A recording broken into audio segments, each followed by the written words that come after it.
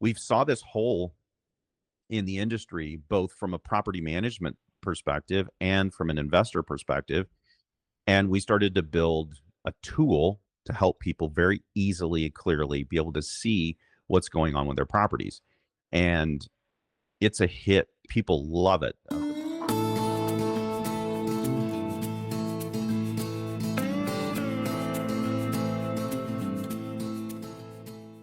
Welcome to the Mastering Real Estate podcast.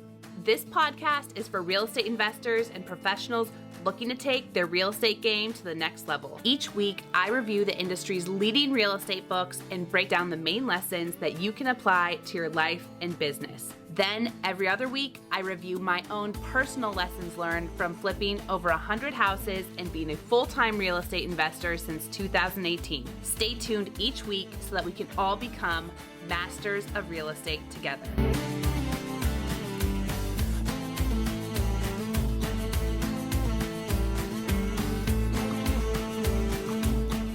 Welcome back to the Mastering Real Estate podcast. Today, we're sitting down with master networker and business builder, Ron Phillips. Ron is the founder and CEO of RP Capital, a real estate brokerage that specializes in residential income-producing properties. Most recently, Ron is working on building a tech company called Lineage, which solves a huge problem for property managers and real estate investors. This conversation is interesting, real, and full of wisdom. I hope you enjoy it. I'm your host, Maura. I've been a full-time real estate investor since 2018. I've managed over 100 flips, founded and grew a real estate investment firm, and I'm a licensed real estate agent here in the state of Alabama.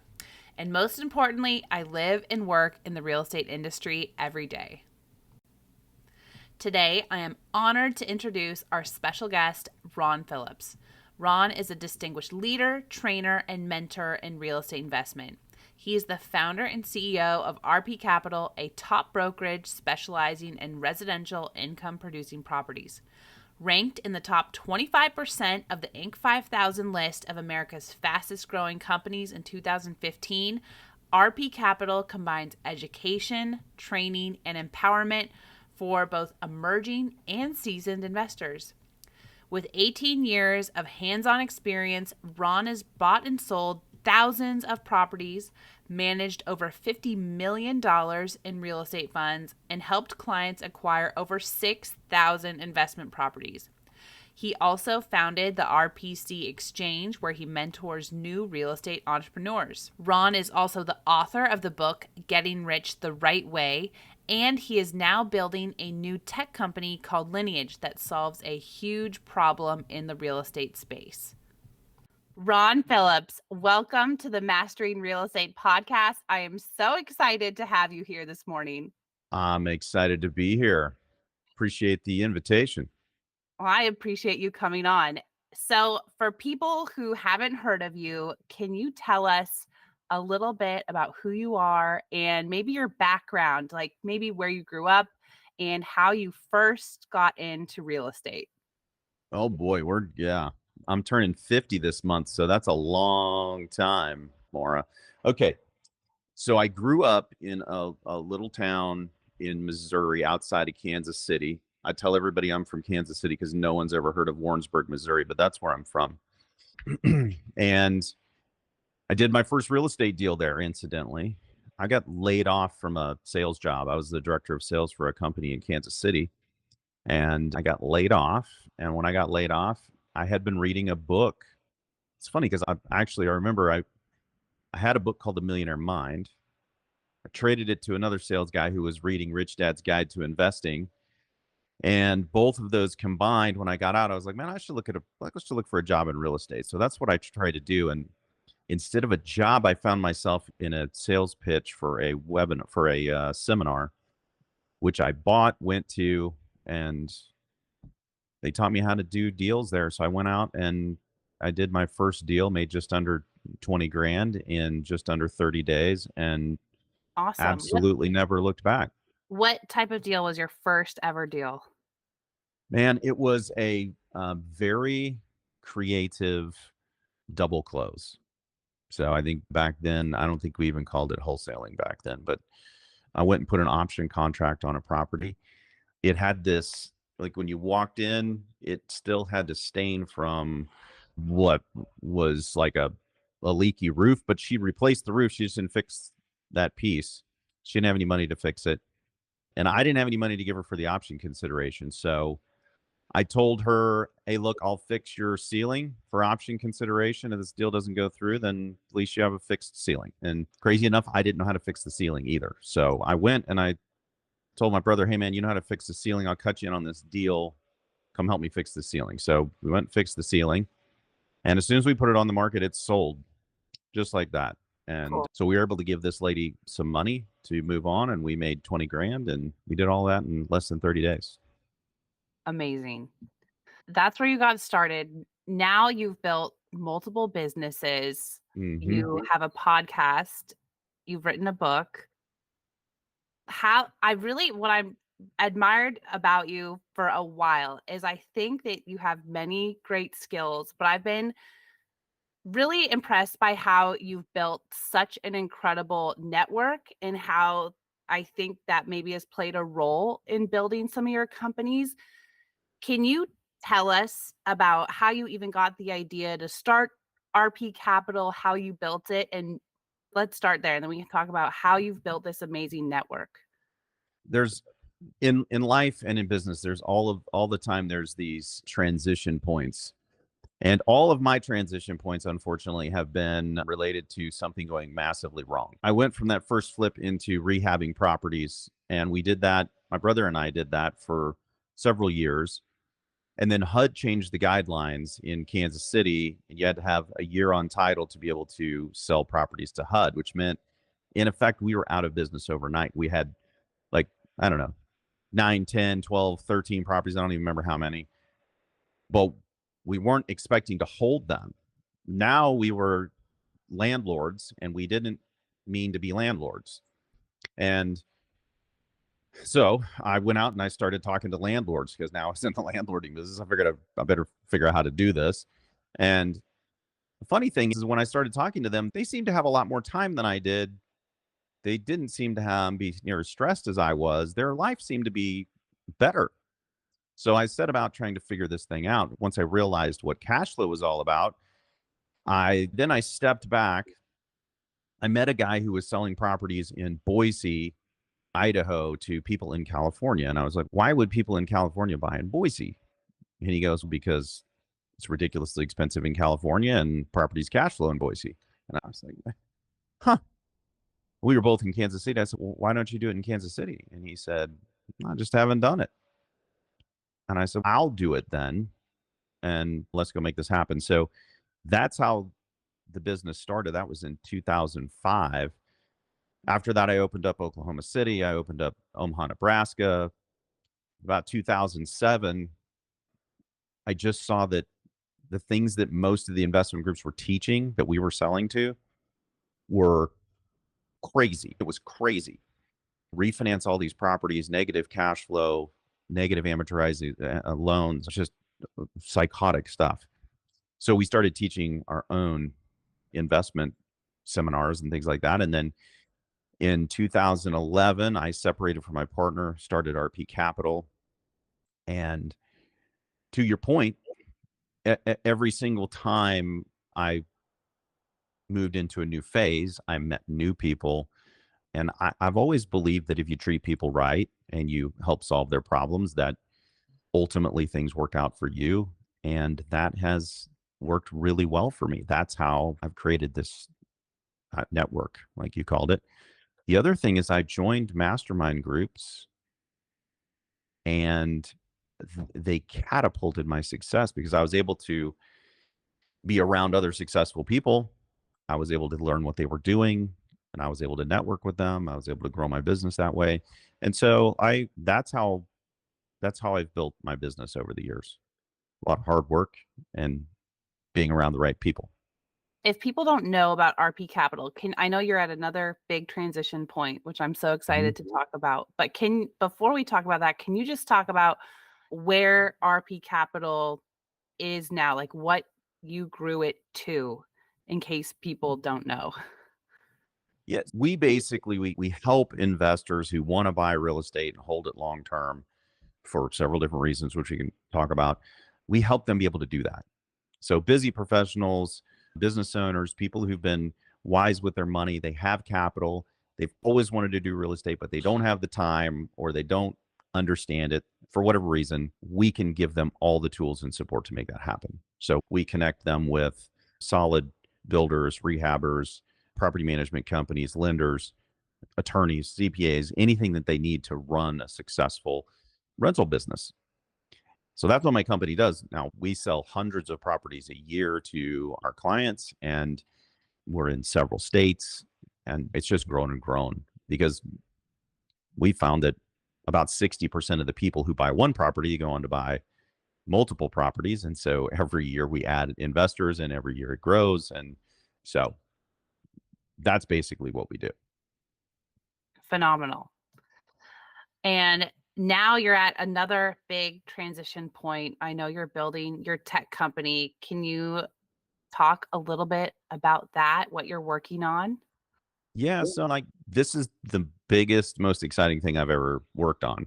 So for the past 3 years, I've been developing some tech around asset management, around helping people understand what their properties are actually doing. What's the performance of this? Because typically people get a profit and loss statement from their property management company, but that's not even complete. I don't know how many people I talk to, they're like, yeah, I cash flow like $800 a month on this property. And then after I ask them, no, that doesn't count my mortgage and it doesn't count my taxes and it doesn't count my insurance because the property management company doesn't have all the information. So they're getting an incomplete picture of what's happening with their property.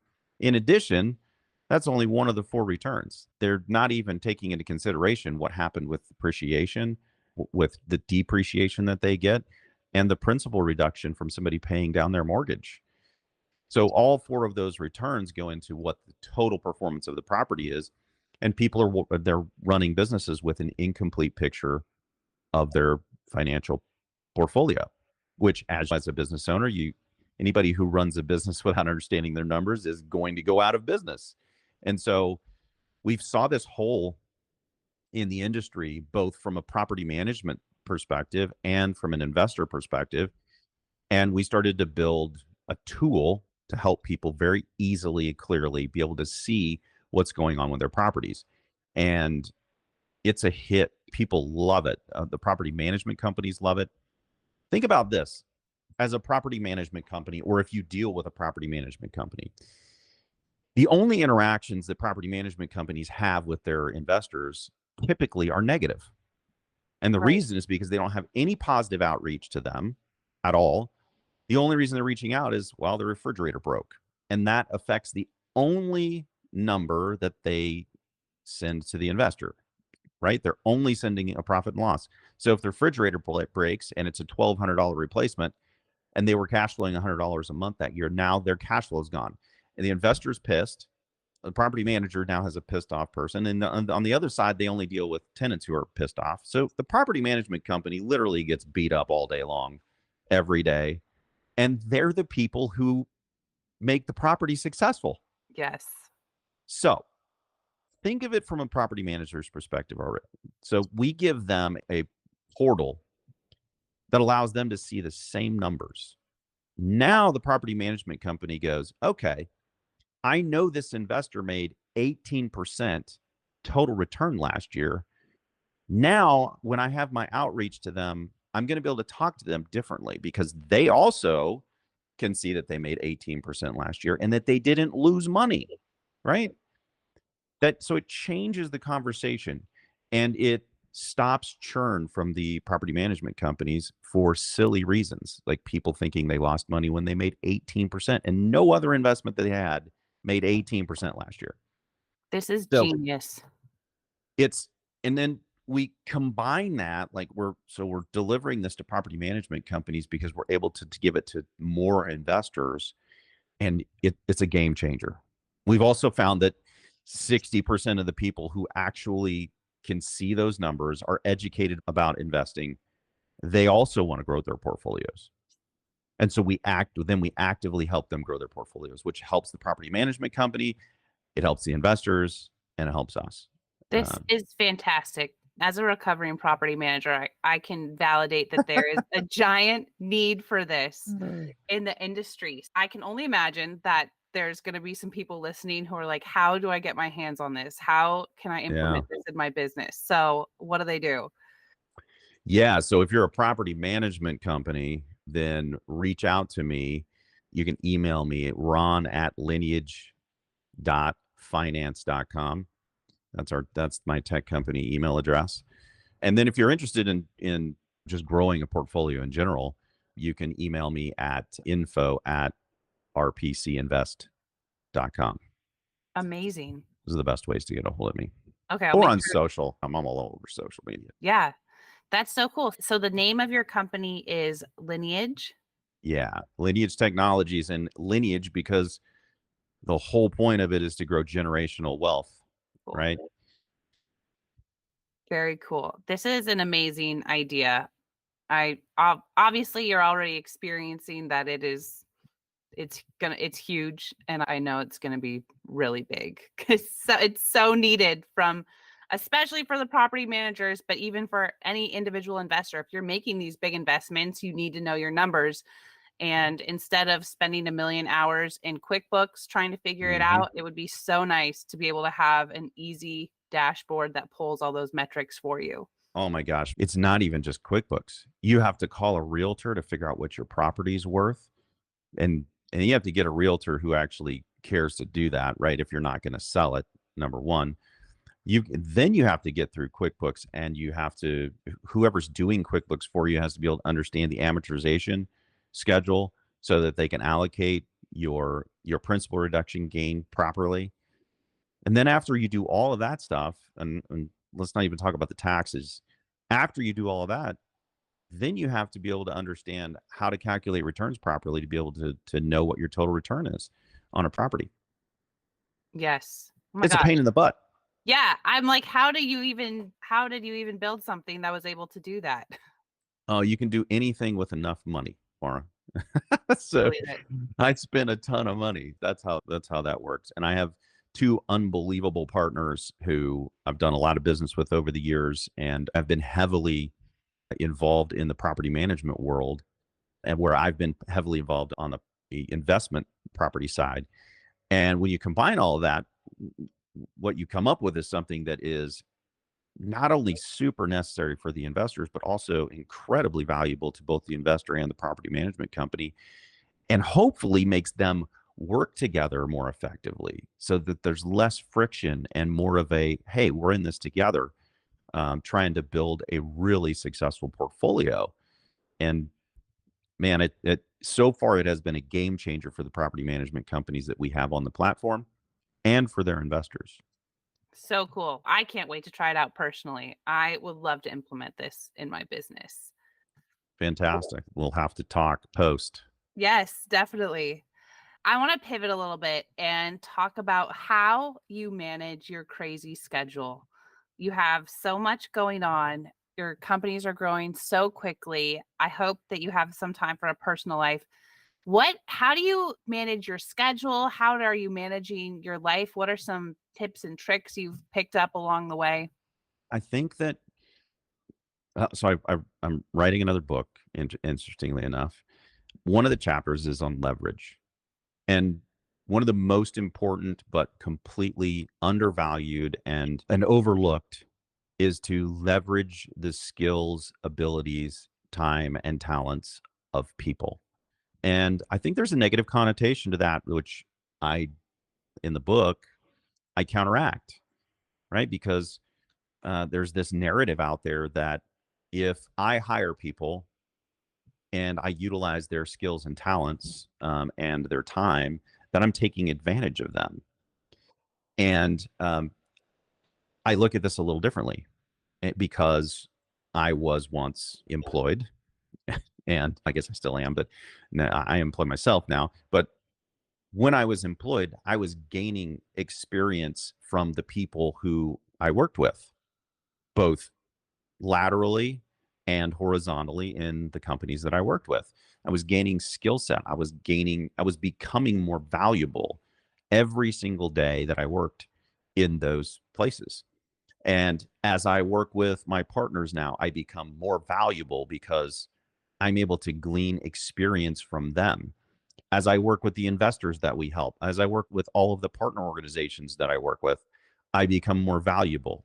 And that is the leverage. So there's leverage both ways, right? I'm leveraging the time and talents of those people. They're leveraging me and the organization to be able to grow and become more and worth more to both the company, and if they ultimately leave and go somewhere else, to another company. And so leveraging human capital, leveraging people both ways is a massive way to have time and to manage a larger organization.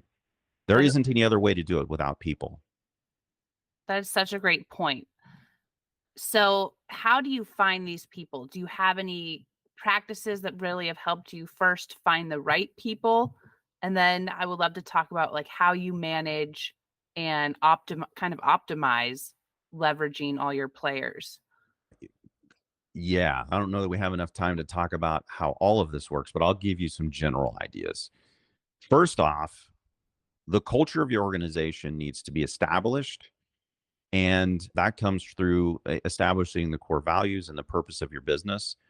When those are established, you attract people who fit inside of the culture and want to work towards the purpose of the company. And when that happens, I mean, those are the most important things, because generally speaking, if you've got a decent job description, and the people who are going to be applying for the job typically have the skill set to be able to do that, or they have the aptitude to do it and you can teach them the skill set. The thing that you can't teach is core values, and you can't force somebody to be super excited about the purpose of your company. But if you can find people who love the purpose of your company and are super pumped to work in an environment where your core values are, then you've won almost the entire battle. And so then you find that people stay longer, that they want to move up and grow in the company, and you don't have to hire outside as much for your middle and upper management positions. It allows you to grow faster. So where do you find these people? All over the place. There are so many people who are unhappy where they are because they are misaligned with the core values, or the company doesn't have any, and they're misaligned with the purpose of the company, that you can go and poach. It's not that complicated. It really isn't. We overcomplicate it as business owners. Cool. Now, maybe just a couple tips or things you've learned over the years about how to be a good manager of all these people and how to coach them to be their best. Man, good leaders create good leaders.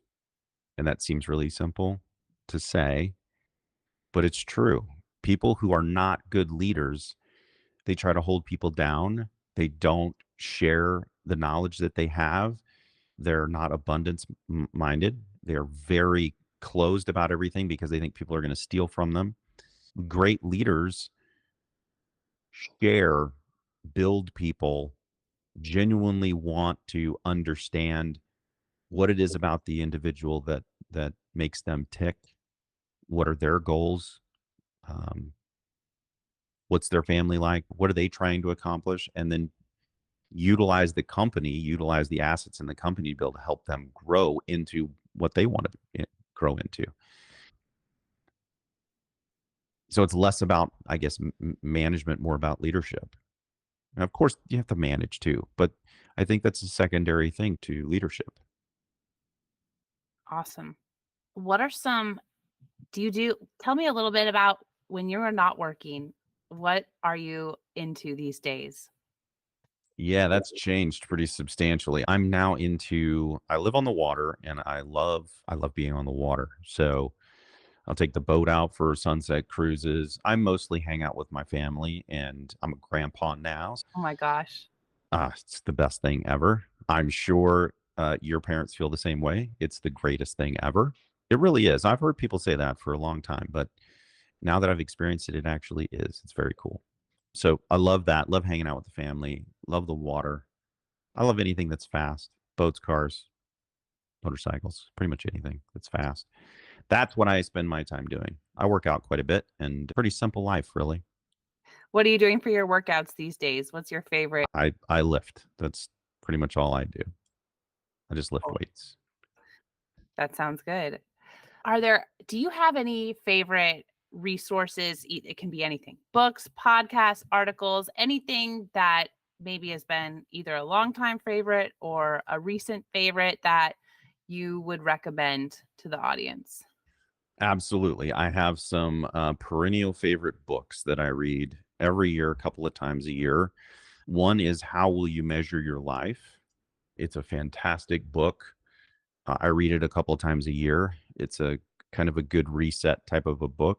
It's about business, but it's about life and how they intersect. The Compound Effect, also a perennial favorite of mine. It's a simple concept, but it's good to revisit because we forget it quite a bit. Those two are really good books. Recently, I have read so many times A CEO Only Does Three Things by Trey Taylor. And it's such a good book if you're a business owner and you're trying to get out of entrepreneur mode into CEO mode. It's a fantastic book. So those three things I think are great. Now, again, I said way back at the beginning of this, getting around really smart people is critical. I used to think because of my previous partnerships and the people that I surrounded myself with early in business that you had to guard everything. Like everything was secret. Like you couldn't tell anybody because somebody was going to steal your business idea. Um, I joined my first mastermind group, I think in 2013 or something like that. I was shocked. I was actually floored. When I was on the phone with Jason Medley of Collective Genius, I remember thinking to myself, um, I'll go check this out and see what it's all about.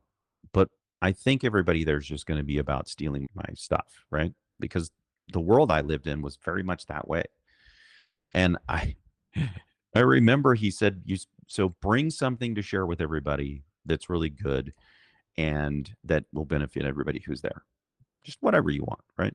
And I remember distinctly having a meeting with my executive team at the time. And I said, hey, what can we share that will hurt us the least, but that will look like we brought something that was cool? That was my mindset back in the day. It was Yeah. horrible mindset. And I remember I got there, these guys were sharing like their entire business. Yeah, I'll just put it in the Dropbox. Like, I'm sitting there. I'm like, wait, what? You're gonna share exactly how you do all of the stuff from your business? This is insane. Who does this? What I learned in the 3 days that I was there is that there were places where people were supportive, that they weren't trying to steal. They're actually trying to give more than they got. And I was embarrassed. I went on the second day towards the end of the day. And I remember the morning of that day, I was trying to call my office and say, hey, I need something else. Like, this is pathetic. What we're getting ready to share is pathetic. I ended up sharing that pathetic thing, but I came back after that and stepped up my game. But that was a pivot point in my business career where I learned that it's through sharing and community collaboration. That is how you win in business. And so I would suggest that people get around other successful people, however that is. Those are the things that I would do. And if I Wow. had it to do all over again, I would do that way earlier. This is profound. I think this is a sign from God. You're the third person in the row in a row that I've talked to. Very successful businessmen and women who have said something very similar. And I think it's a sign that I need to take. How did you even, like, when you first joined your first mastermind, how did you select it? How would you advise someone, selfishly me, to do this? Okay, so a guy that I knew said he just showed up in my office one day and he was like, "Hey, I was talking to this guy and he runs this group and it sounded like you should talk to him and be a part of this group." This guy's not in real estate, just a connector. And I said, okay, man, I'll talk to him. And so I got on the phone with Jason and I already told you my thought process was. It's not like I selected this thing. I thought at the time, Jason now runs one of the most successful mastermind groups for real estate people in the country. It's huge. At the time, it wasn't that big. And Jason was on the phone. He said, "Hey, come check it out, pay a deposit, and if you like it and we like you, then great, you can stay. And if you don't, no worries, I'll give you your money back and no harm, no foul." And I thought, okay, then there's no way I can lose on this deal. So that and then I went.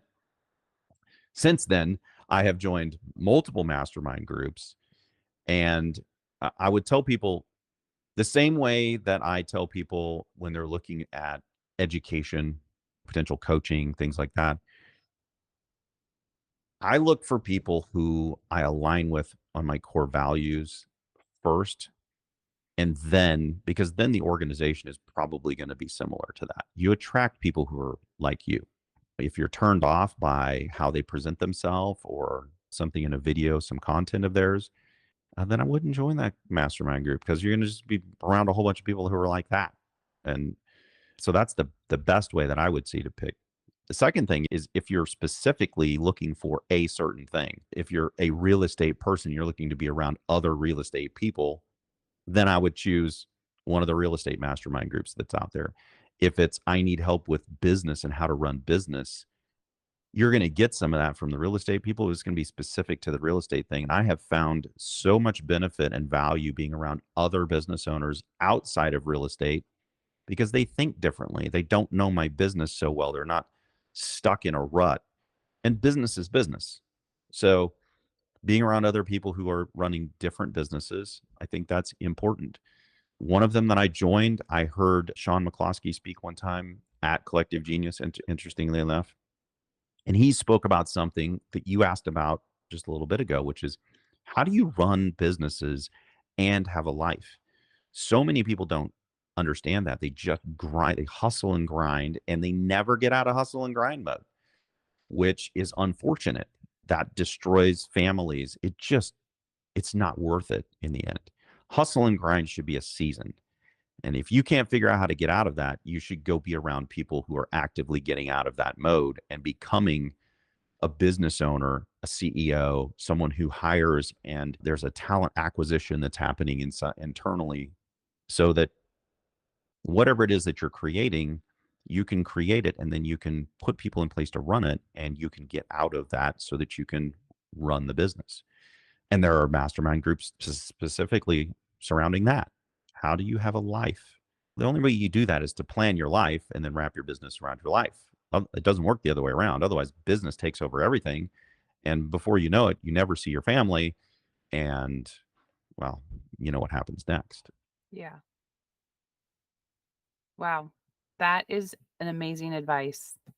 Very timely for me, and I'm sure for so many people. Yeah. And you're young, man. Go figure this out. I wish I would have figured this stuff out. Like I said, I'm turning 50. A lot of this stuff I learned like halfway through my business, and I really wish I would have learned it up front. 50 isn't old either. No, I'm 50 not is even still halfway young. done. I'm not even halfway done yet. I'm Yeah, going to live till exactly. over 100. However, I started in business when I was in my 20s. It would have been really nice if I would have put myself around people who could have said, "Hey, Ron, you probably ought to go do this," in my 20s or early 30s. Now, would I have listened to them? I don't know. But I wish I would have listened to them and I would have known them because it would have catapulted my business.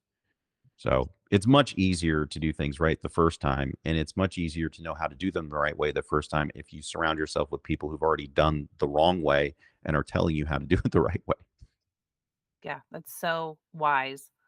I think probably what holds the a lot of the young entrepreneurs back is you see sometimes the price tags and you're like, "Oh, is it really ever going to be worth it?" But from many successful people, including you, it seems like it's one of the most worthwhile uses of your time and money. Yeah.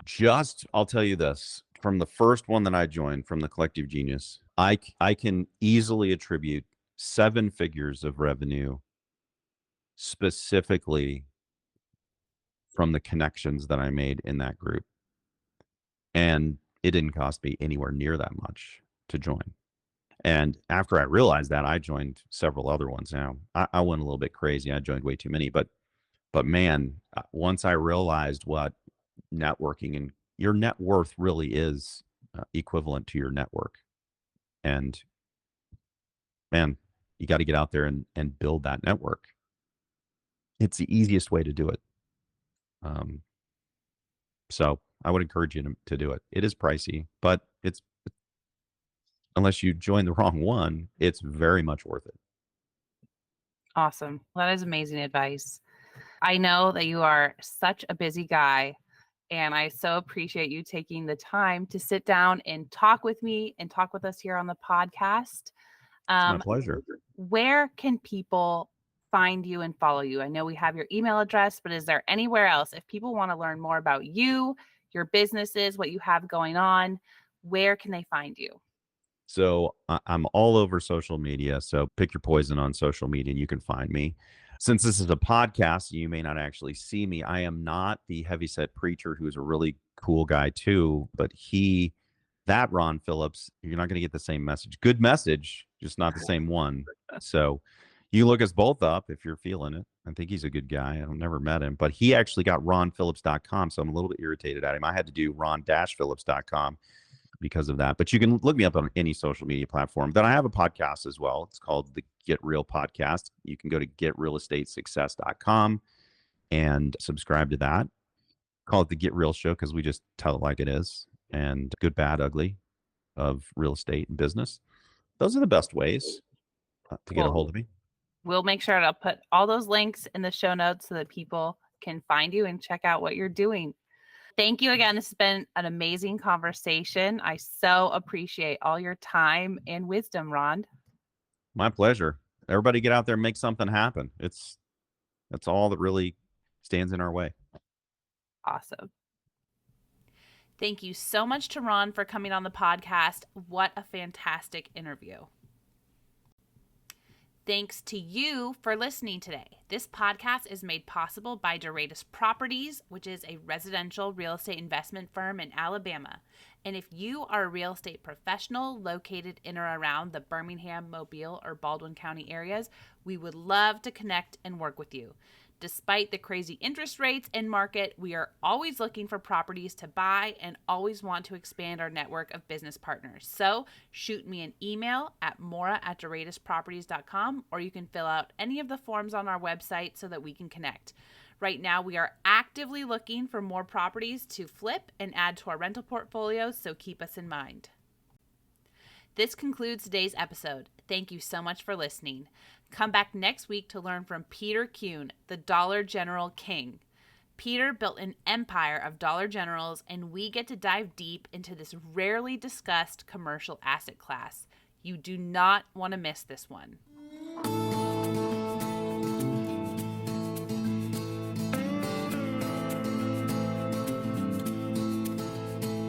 Thank you so much for listening. Make sure that you are subscribed to the podcast and leave us a rating and review. We are a new and growing podcast, so every rating, review, and share helps immensely. Also, make sure that you're following us on YouTube and social media. You'll get a lot more behind the scenes and content there daily. See you in the next one.